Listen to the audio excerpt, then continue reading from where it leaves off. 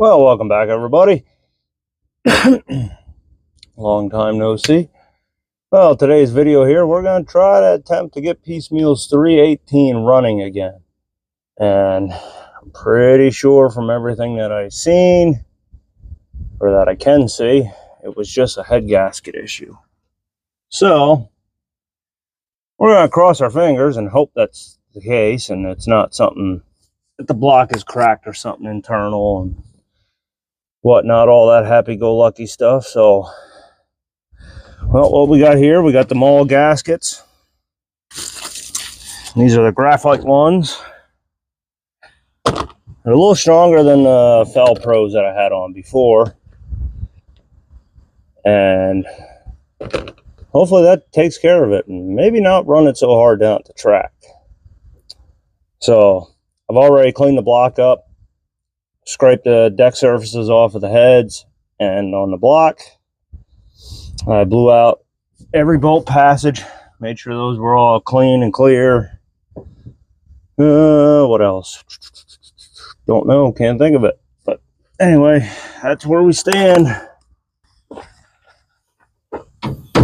Yeah.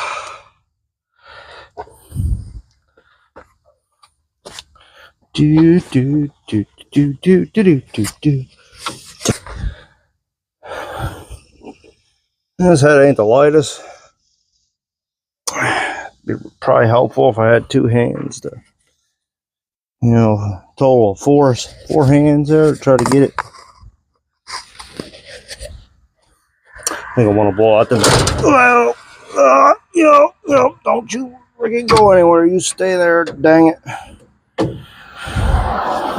She's smooth and slick. Ugh. Oh, this is going to be fun. This is much easier outside of the car.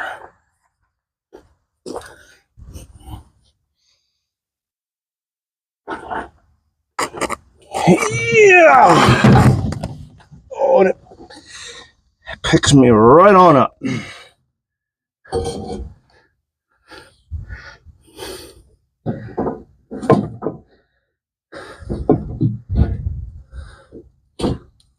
God damn it.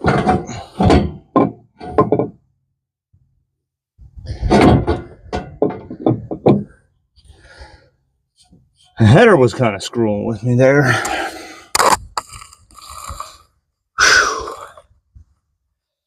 All right.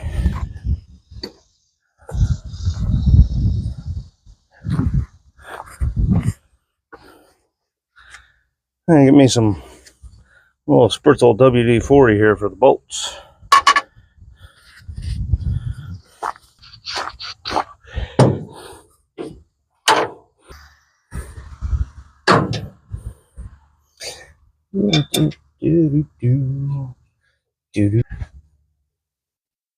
It's a pain to pull the headers out, so I just dropped them down. Kind of almost bit me there because I couldn't get the gasket on. I mean, I couldn't get the head on. No, I'm not going in any particular order. All I'm doing is running them down. And maybe you're lucky if it's getting a foot-pound on it. Just run them down and feeling the threads, making sure the threads feel good. Ugh, ratchet locking up on me. Come on. Crafts and scrap. Yeah, I know, I gotta pull the valve cover gaskets off. That's later. I'm not gonna worry about them right now. And then you see how these little ears, you probably can't right now. Well, the head gasket has little ears that come on top of the block here. And what you're going to want to do, so if those get out, you're actually able to bend those over. It'll help hold the gasket in place. But before you put the intake manifold on, take yourself a chisel or a good sturdy flathead screwdriver and break them off. I will show you. There we go. Now, let me get the torque wrench. Chiseler. Okay. Now, if you're wondering, I got this side torqued down. I started in the middle. 1, 2, 3, 4, 5, 6, 7, 8, 9, 10. And I started with 50, did that rotation. And this time I actually stepped it up to 100 and started back in the middle and went back through. So this side is torqued. On to the next. Now, I do have the heads torqued down.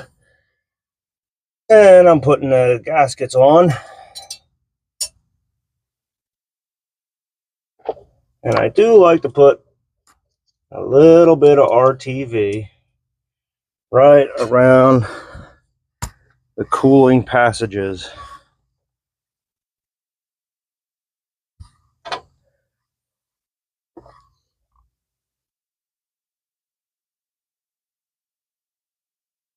Whether it's needed or not, I don't know.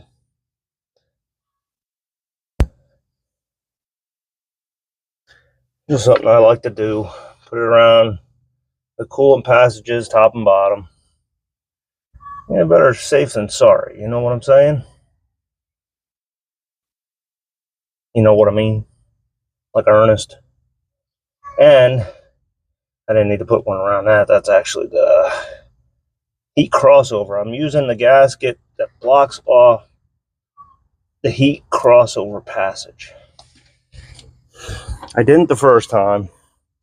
I am this time.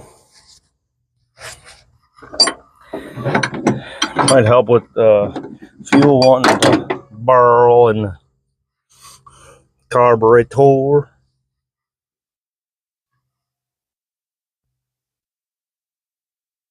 Don't really need it if you want to drive a lot during the winter.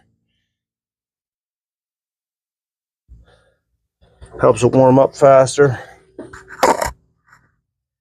Man, do I get this RTV stuff everywhere. Same thing, I like to put a little bit on the bottom side, smooth it off. Helps the gasket hold into place. And I put it on the wrong side. So I guess the intake manifold side is going to have it on this one. See, I was talking to you, I wasn't watching what I was doing. And I loused it up. Yeah, it's cool.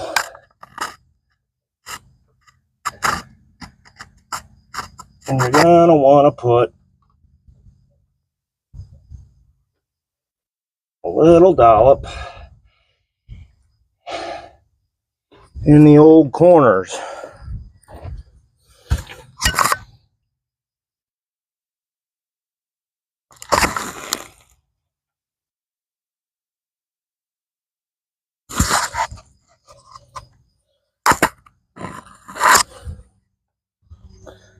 Man, I got this stuff everywhere. It's all over me.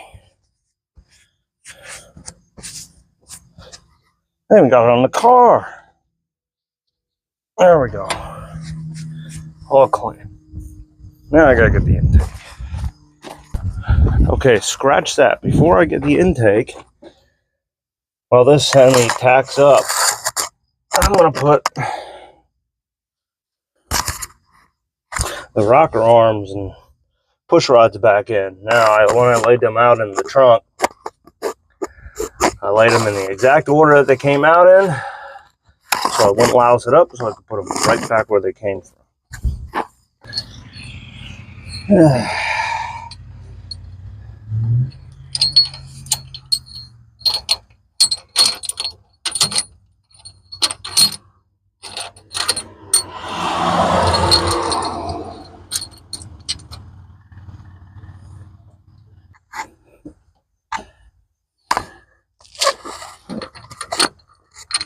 Boiling me alive here.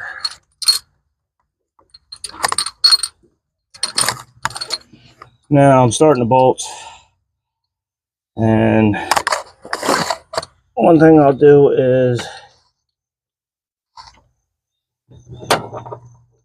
you got to make sure that All the push rods are in the cups, top and bottom, on your lifters and inside.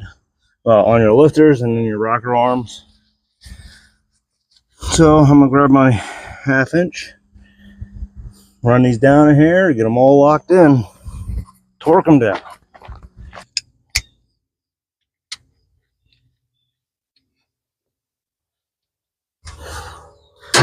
Okay. Now for the intake manifold. Here's one of them cases that extra set of hands would be super convenient, which I ain't got. So I'm gonna rest my arm on the old battery tray, on the old battery. Okay. Now, I just hope I have it fairly lined up. You want to get on one shot. You don't want to try shifting around 16 times. Oh, ouch! Man, that hood latch. Permatex thread sealant with PTFE, part number 80632. That's what I like to use for any bolts that go into a cooling passage or whatnot. Probably a little tube of this, and it'll probably last you the rest of your life. Not kidding, it goes pretty far. If you're looking for an intake manifold tightening sequence, I can't give it to you. I don't know without looking it up. So I'm going to do what I always do for this. I'm just going to wing it and go to town, start in the middle, and work my way out. Pretty good rule of thumb. Well, if you're wondering why I'm just filling it with water, welcome back. Well, not that you really went anywhere. It's all part of the same video, but I saved you the boring procedure of me just putting on the intake and kind of hooking everything back up. You know, fuel line, all there, radiator hoses, all that stuff. As for torque on the intake, I don't know, because I can't put a torque wrench on half of the bolts because of the carburetor and the way the intake is shaped. So I just tighten them with a wrench so they feel all right.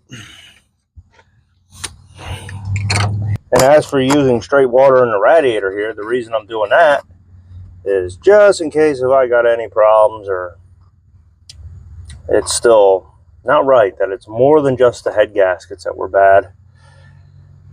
I don't want to waste $27 of antifreeze. So, short of my bad battery cable over here, which I still haven't fixed, I have yet to fix. Here comes a tractor. I think we're going to give it a shot.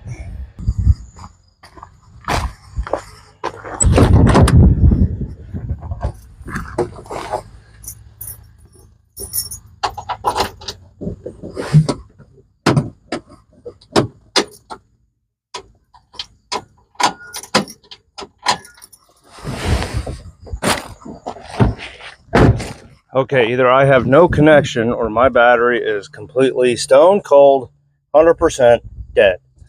Which, what I'm leaning to. Let me get a multimeter and check it.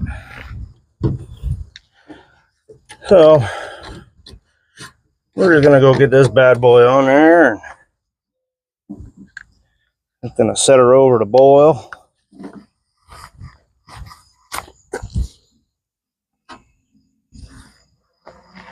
Let's see if I got an interior light. I have an interior light, so she is charging.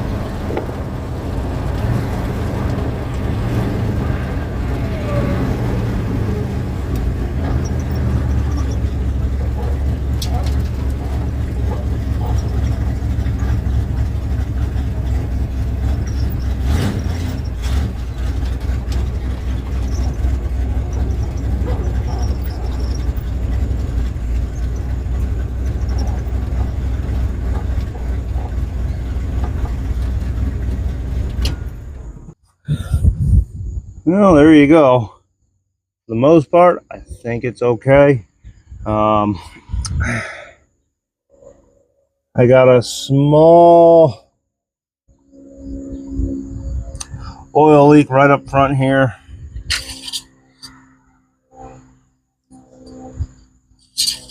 I'm gonna have to change the oil again because of what water was left in the motor. Usually it takes at least 1 or 2 oil changes to get it all out. What else? I mean, for the most part, it seemed to run okay.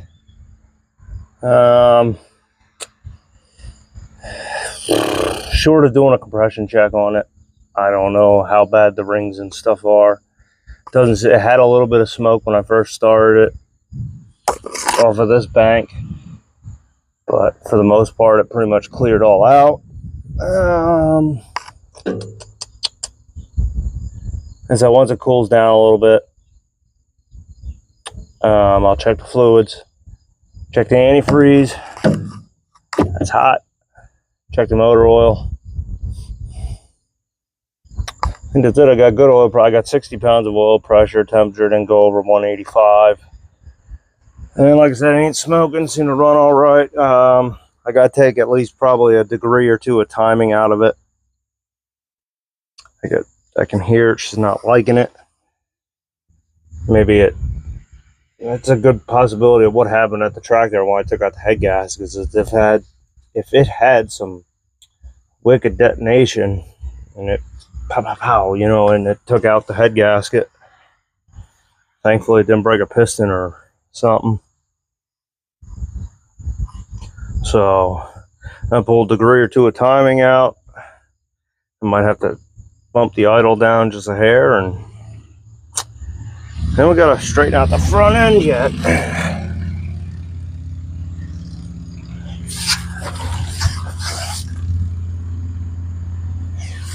She still drives goofy, so we still got to mess with the front end. We never really got to fully dial it in, so I'll have to do that on a level surface up there in the driveway over at the church, and the barn's kind of preoccupied right now. But to raise the level up and set the caster, camber, and toe in, toe out, all that happy stuff, so we can get her driving all right. So yeah. It's a long day. I'm gonna go work on dinner. So hey, thanks for watching.